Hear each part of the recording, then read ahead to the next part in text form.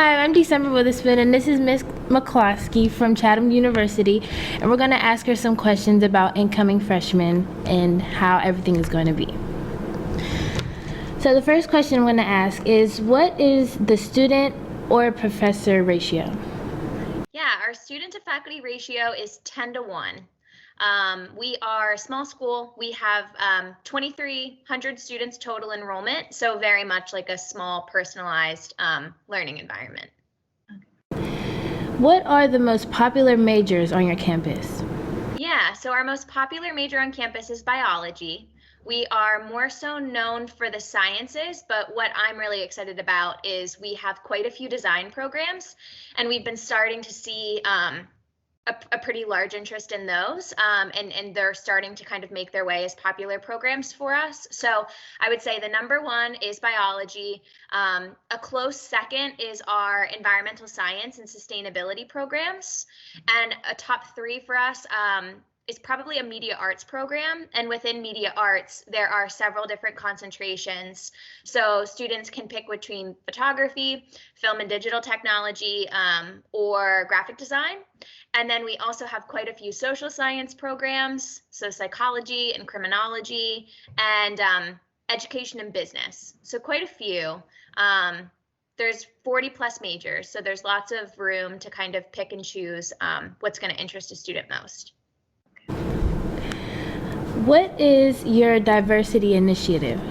Yeah, that's a great question. So, like many universities, Chatham is always striving to become more diverse. At the current moment, I believe the last time I had heard our numbers, statistic wise, we had our student population was made up of 23%, 23% of students of color. And something that I'm really excited about is we have a RISE mentorship program that is a part of our diversity and inclusion office for specifically students of color. So students have a student mentor, so something like an upperclassman that they can connect with. And then they also have a NET member, which is somebody of the campus community that has been rated highly by other students of color in the past as being a really strong ally on campus for them. So students actually get to move in early. It's like almost like an early orientation onboarding program. So they move into campus roughly a week early, and then they can be a part of the RISE mentorship program throughout their 4 years. If students are a part of it for all 4 years, when they're graduating, they have additional cords. It's almost like an additional honor society that they're a part of. And then just the general Office of Diversity and Inclusion does a really, really fabulous job of offering diversity dialogues every month. So we'll focus on a specific group, a specific minority group to talk about and essentially just raise awareness, really encouraging white individuals on campus to recognize their privilege. I'm a graduate student at Chatham as well, and I'm a part of the counseling psychology program. And for example, like in our department, there is the White Accountability Group, which I think is a really, really great idea. Just to, help raise awareness and just work to support our students of color the best that we can in this ever-changing world, this incredibly volatile environment that we're living in. How do you assist in freshmen acclimating to college life? Yeah, so freshmen, we have a student success coaching program as well. So in addition to students that might be a part of the RISE mentorship program as an incoming freshman, we also have an additional mentoring program called a student success coach, or the student success coach mentoring program. And this program stemmed out of our counseling psychology program as well. And essentially students have a success coach that follows them to the end of their second year. So this is somebody that's solely responsible for your transition from high school to college, which I also think is really great because you can always use more support and people in your back pocket, and they are there for you as much as you need them to be. They also lead a 1-credit course. So you can essentially, they physically get to see you once a week for an hour just to make sure that, you're not coming to campus all teary-eyed every Friday, or you're not wearing the same outfit every week, like that you're looking to be put together and adjusting, that you're not super homesick, that you're getting involved. So the Student Success Coach program, I think, is great. We, like I said, offer the RISE mentorship program. We have resident assistants in every dormitory, as well as graduate resident assistants. So they help with the transition to like res hall life or dorm life, which I think is great. And then we have like a traditional orientation program where students get to, freshmen specifically, you get to come to campus. It's usually like 3 or 4 days early. They go through to like different programming. They have an orientation leader. Their orientation leader like shows them where their classes are and makes sure that they know how to like find their way. So there's quite a few different opportunities. And like I said, I mean, it's all there for students. Nobody's going to force a student to participate, but it's definitely there if they're looking to take advantage of it. Okay. How much does your university cost total, including dorm, food plan, tuition, all of that? Yeah. So this past year, everything included was $52,000. That's full sticker. No one is paying full sticker. We offer merit scholarship. I don't know if that's a question coming up, but as I guess like a little sneak peek, we offer merit scholarship ranging from $10,000 to $22,000. So you would automatically subtract the merit scholarship off of that number, off of that 52 number. And then we try to be as competitive as possible when considering financial aid. So if a student's planning to send us their FAFSA, we also offer financial aid counseling out of our office here in admissions to make sure that everything makes sense. And also too, so, you know, hoping that a student's going to qualify for federal, state, Chatham additional private aid to help fund college. So I would say on average, if a student's living on campus, after merit scholarship and financial aid, it could be anywhere from, let's say, 18 to 26,000. I've seen students pay as low as 10,000. I've seen families pay as high as 30. It's all very much case by case.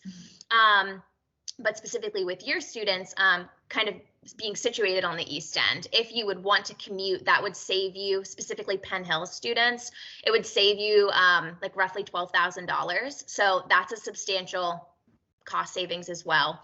And tuition itself is right around $39,000. So definitely still an affordable option if you would want to commute. We just try to make things work with families, and I try to be as transparent as possible. What's the percentage of students that could get a job right out of college? Yeah, so percentage of students that are either working in their field or are in graduate school 6 months after graduation is 96%. So that's definitely high. That's a good question. You're going to want to pay attention to that when you're looking for schools.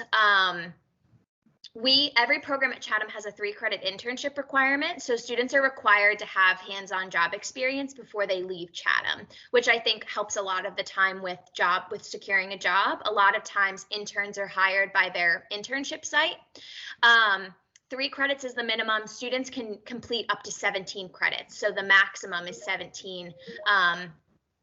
Which is great. So you have a lot of room to dabble, and those internships can be completed either here in the city of Pittsburgh or outside of the area. Like if you had a family member that lived out of state or something of that nature, that too.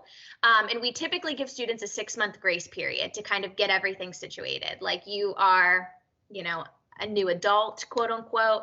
You're out in the workforce, giving you some time to like get your feet under you before we're like knocking on your door, asking you where you're working or if you're in grad school. And that's pretty typical.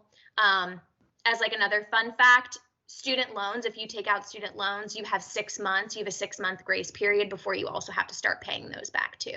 So just trying to, I guess, like honor that, giving you some time to get everything together, but it's 96%. What SAT or ACT scores are needed? Yeah, so we're completely test optional this year. We're not requiring test scores in any capacity. So for seniors, any seniors watching this, you can solely apply with your transcript and GPA. We are only requiring an application and a transcript. However, if a student does have scores, they can send them to us. We'll take them, but they're not really going anywhere. In a typical year, whenever we do see test scores, the average test score is usually, or the average SAT is usually between an 1160 and 1170. And the average ACT is typically between a 25 and a 26. But this year, that is non-existent. And I'm curious to see, I can't say for certain for juniors, for any juniors, but I'm curious to see if this is going to continue in the future. I wonder if this is going to be, maybe the metaphorical death of the standardized exam. I guess we'll see. And what are scholarship opportunities? Yeah, so I know I briefly touched on them, but there's lots of different opportunities for students. I'll start with Merit Scholarship, which again ranges from $10,000 to $22,000. And it increases by $2,000. So 10, 12, 14, 16, etc. And this year, the higher the GPA, the higher the scholarship you'll qualify for. And then we also have additional scholarships that students can apply for. So we have two full tuition scholarships. One is called the Presidential and the other is called the Rachel Carson Scholarship, and they would fully cover tuition.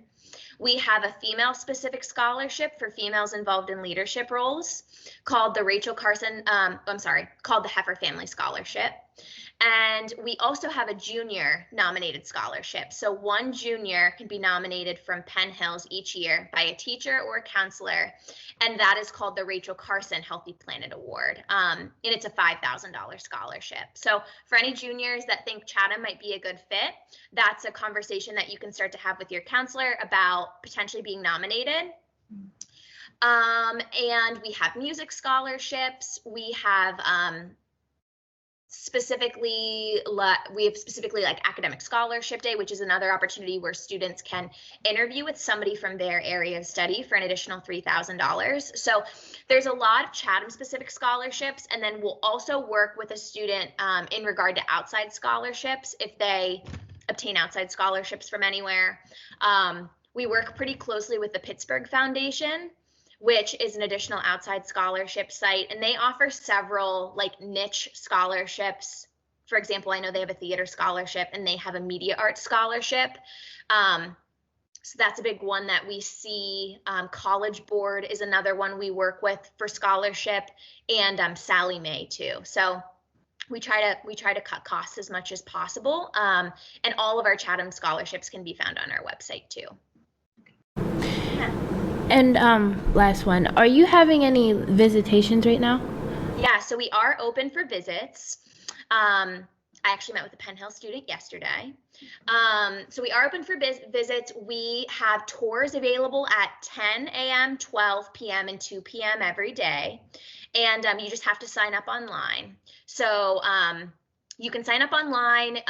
Students can bring, parent, a guardian, a friend, a family member. So we're not limiting or saying that you have to come by yourself or anything. Normally students get like 2 other guests that can come with them. We offer temperature checks whenever you arrive on campus to make sure you're not running a fever, and masks are required. And then once you're on tour, it's a socially distant tour, and we have socially distant like conference room meeting spaces where we sit and meet. So a student would get to meet with me as I am the admission counselor that works with students from Penn Hills. Yeah. Thank you. And we are also, we're also having some larger events. So for example, we have an academic visit day that's happening next Friday that's virtual. So we also are offering quite a few virtual opportunities too, where students can log in. I know we're kind of at that time where like nobody wants to log into an extra Zoom call, but you can. And they're super beneficial. Faculty are usually on the call, so students get to like talk with a real life professor about their interests, which is great. We have several different like Saturday visit days too. So for example, we have a Saturday visit day coming up on this Saturday. And it's basically like a 2-hour event. You go on tour, and then there's an admissions meeting that you would see. So we have weekday events, we have some weekend events, and then we have some virtual events too. Yeah. Okay. Thank you for your time. You're welcome. Thank you so much for having me. If you guys have questions or want to connect further, my name's Rachel McCloskey, and I am your admissions counselor. You can feel free to call our office. which is 412-365-1825, and ask for me and we can connect. Thank you. You're welcome.